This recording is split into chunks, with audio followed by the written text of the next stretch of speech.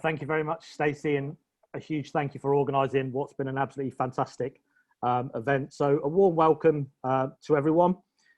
To go through, I'm going to talk for about the next 10 to 15 minutes about Track. So to introduce myself, my name is Tom Cliff. I set up Track in 2018 off the back of working in a variety of schools, mainstream provisions and SEM provisions as well. And basically our aim is very, very simple. It's to support autistic people to access employment. And we do that through a couple of ways. Some is working with employers to make them more aware and, importantly for us, accepting of autism. We're not about training individuals to fit into a workplace. We're about how workplaces can adapt themselves to actually become more accepting. And we're going to share with you some of our success stories from that tonight. We are a social enterprise. From that point of view, that just means any funds that we make are put back into the business to try and support even more people. We didn't set up as a charity as such because we consulted with a lot of autistic adults and they didn't want us to become a charity. So we set up as a social enterprise. So primarily we're working with people who are 18 plus, who are looking to get into employment. Now, nationally, just for a bit of context as to why we started up the business, the diagnosis rate is said to be somewhere between 1 in 60 and 1 in 100. So in Northamptonshire, that means there's probably around about 8,000 to 9,000 diagnosed autistic individuals. And the shocking statistic for me was that only 16% of autistic adults are in full-time employment.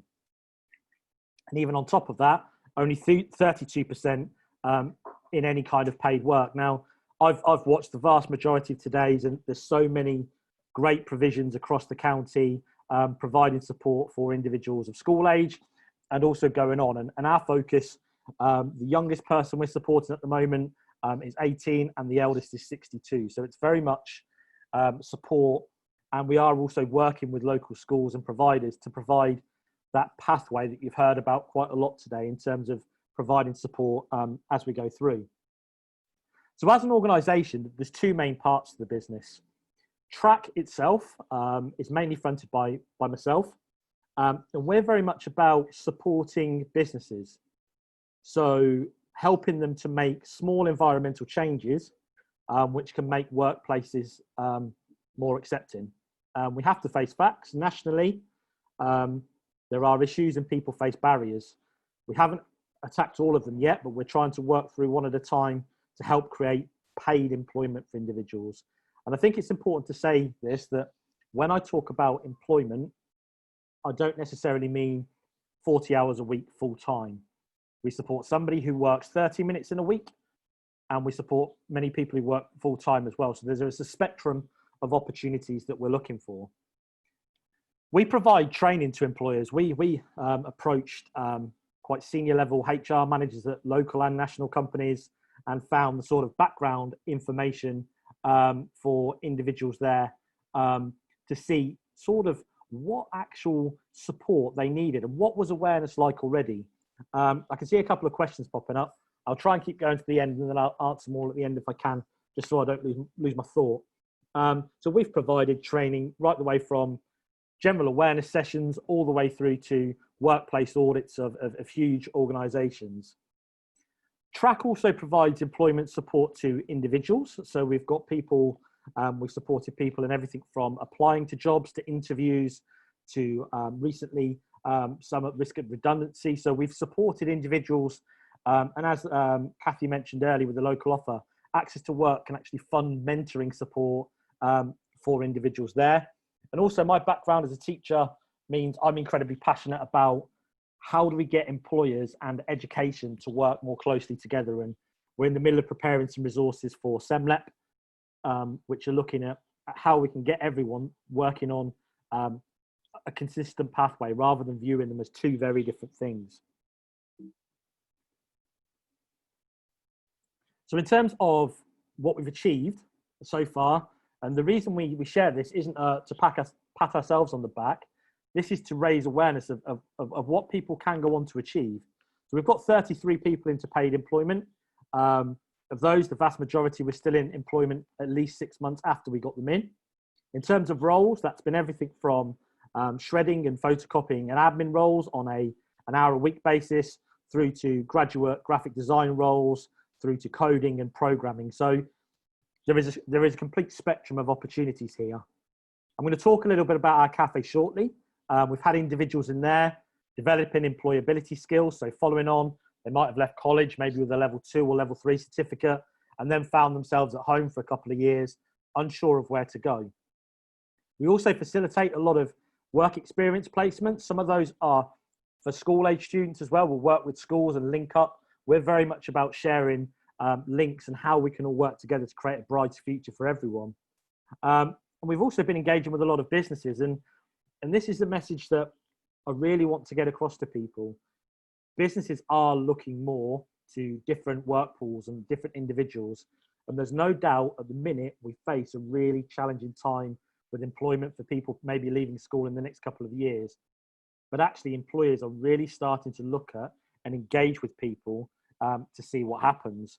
And again, those range of roles people have gone into, it's not just a one-size-fits-all solution. People often say to us, what is it exactly you offer? And it's kind of, well, what support is it you need? And if we can't provide it, we'll look to other providers to work with them. We cannot promise anyone a job. We can certainly try and create opportunities, but we're very open with that, because actually I think sometimes people come and expect to get a job from us straight away. That isn't the case, but we have shown that we can get people into a variety of different roles. So Track is all about working with businesses. We then have our cafe in the Market Square. Anyone that's been into Northampton recently will realise that's currently not the view from the cafe. We're actually closed at the minute because where you can see the big open space in that photo, there's actually a COVID testing station at the moment.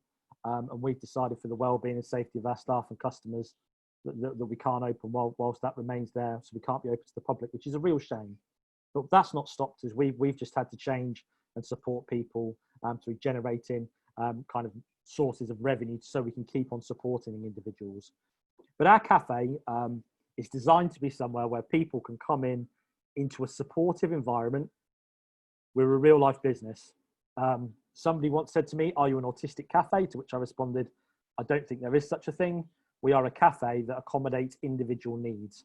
And that's something we're proud of. There are certain things in there we can't control. The coffee machine is noisy, but what we can do is let people know that that's about to go on. So we're based in Northampton Market Square, and hopefully it will look like that again very, very soon. And this is just a short video. Hopefully it will stream okay. If not, we will send out the links afterwards showing what we get up to. And this was actually a feature which went out on ITV Anglia News last year. At the heart of Northampton Market is this busy cafe where customers come not only for their food and drink, but also for the friendly staff here.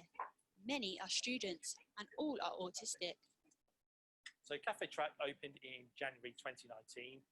And as you can see here, we sell a range of food and drink. Front of house jobs that we have for young people, very much serving customers. So our till system, as we go through, is designed to help people with verbal prompts. So if somebody orders a cheese sandwich, it comes up then with the information of other options that people might like to do. According to the Office for National Statistics, fewer than a fifth of working age autistic people are in regular employment. The issues it raises are no surprise to the owners of Cafe Track, which works with other businesses to improve opportunities for autistic people. We want to work with businesses to make sure that their workplace is aware and accepting of autism, and also to support individuals through giving them opportunities to develop their employability skills. Among those benefiting from employment is Lauren, who works here for 2 hours each week. Normally serve on the till and make teas and wash up and clear away. It's quite a friendly place. I feel welcome here. Also feels like I can be treated more as an equal rather than as a student with autism. Back in Northampton, regulars agree it's the staff at Cafe Track who make the difference. Its owners say companies which don't create opportunities for autistic employees are missing out on the benefits that they can bring to a business. Mariah Sharp, ITV News. So that was actually a piece which went out, like we say, on Anglia News, which we were delighted to come and show people what can happen. And we have staff come into us through a variety of different routes. Some people will come into us and our starting base is always, what jobs? Here's the list of jobs. What will you do? What might you do? And what won't you do? And we focus on what people can do to start with. We'll then give them the opportunity, should they wish to develop. But we practice what we preach. We don't spend our time trying to coach people to do things that they're not comfortable with. But when they are comfortable, we will then allow them the opportunity to do so. And what we found, again, is when we speak to employers, we never ask them to employ someone because it's a nice thing to do. We're very keen and passionate believers that actually employing diverse individuals is a clear business message to it. These are the skills which have come back to us from the people that we've got into employment and what employers have said they liked about individuals we've worked with. The high levels of concentration, that could be at somewhere like Pets at Home, working on a picking and packing line, but actually people weren't making mistakes. They were actually going through and following the instructions clearly. That reliability and persistence and that willingness to learn is often key with the individuals that we've got into roles there. Accuracy and close attention to detail. You know, this won't apply to everyone on the call. Some people might struggle with that, but for those who have that skill, we have looked at roles such as cybersecurity, coding, where actually spotting differences in patterns is absolutely key. The technical ability that individuals have, and you've heard from lots of schools, you've heard from Picture the Difference there, you've heard from lots of different areas about how individuals are developing skills in specific areas, and it's taking those and then actually helping them to get into work through that. And also, let's encourage that detailed factual knowledge. Some of the individuals we have might be really, really interested in one specific topic. How can we help that and link that into a career? Now, at some ends, that might be quite a loose connection, but actually, let's build on people's passions rather than trying to get rid of those. Our environment in the cafe, if you log onto our website, there's a 360-degree tour. You can have a look around, you can click on the coffee machine, it tells you what noise it makes. As I say, there's certain things we can't change. The coffee machine is noisy, but how do we get around that? We warn people it's going on. Our website's also got a sensory guide on it. We've also got a space downstairs, which is open to anyone who wants to take a little bit of time away. It's also a little bit cooler. So I actually quite like working down there because, as you can see now, I'm getting quite hot because I like talking about what we do. But actually those facilities are there. Also, we are incredibly proud of our food. Sharon, who's our fantastic cafe manager, serves up lovely food. And this is an advert at this point in time. We have pizza nights. But what we found there is we've had families come in who perhaps struggle or worry about eating elsewhere. Now, from our point of view, if you want to come in, we actively encourage stimming. If people want to kind of talk about certain topics or come in and maybe just check what facilities we've got, we'll show them around. And of course, we'll do that safely. But the cafe, hopefully we will get some support and get that back open as soon as we can.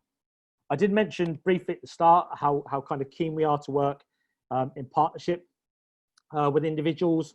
We've recently held a series of webinars with Disability Rights UK, raising awareness amongst not only employers but also individuals.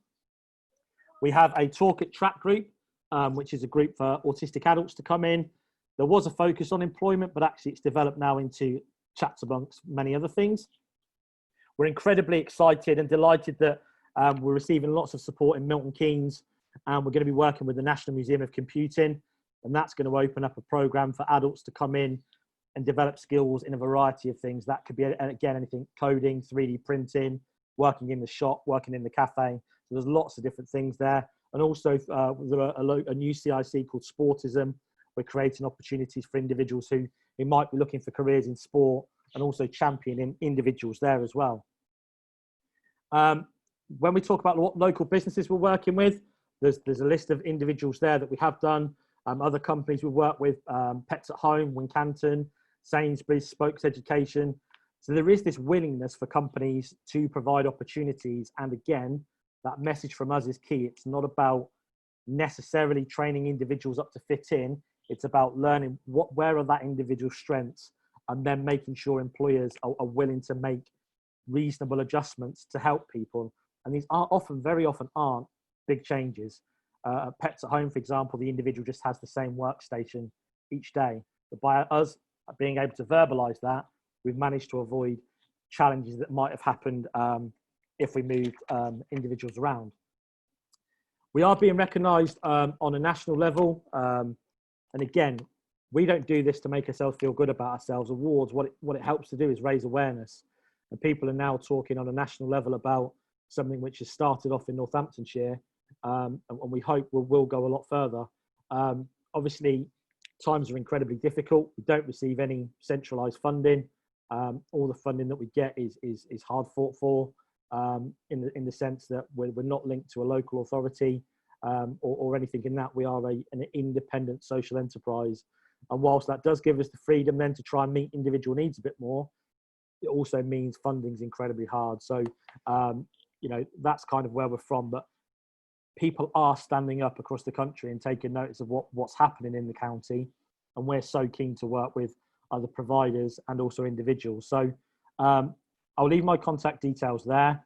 I'm aware I've talked probably longer than I should have done. I'd love to talk for hours and hours and hours about this, because it's something which means a lot to me. So I will stop sharing my screen and just come and see if there are any questions. And Stacey, I don't know if you've been monitoring the questions. Yes, so there's one question that's come through, Tom. That was really great. So we've got Sarah that asked, does TRAC only work with autistic service users, or would you consider other special needs disabilities? We would always have the conversations with anyone that feels they could benefit from working with us. Again, if we feel that perhaps other providers which would be able to support that better, we'll make sure we work together.